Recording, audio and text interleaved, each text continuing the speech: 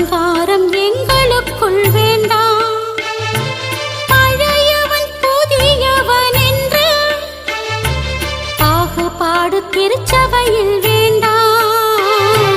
திறமையுள்ளவன் திறமையற்றவன் என்ற வித்தியாசம் சிந்தையிலும் வேண்டாம்.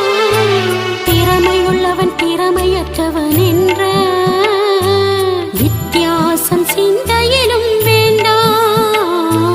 வித்தியாசம் சிந்தையிலும் வேண்டாம். இயேசுவே உமது அன்பினால் எங்களை நிரப்புமையா. எல்லோரையும் உமது அன்பினால் நேசிக்க உதவுமையா. இயேசுவே உமது அன்பினால்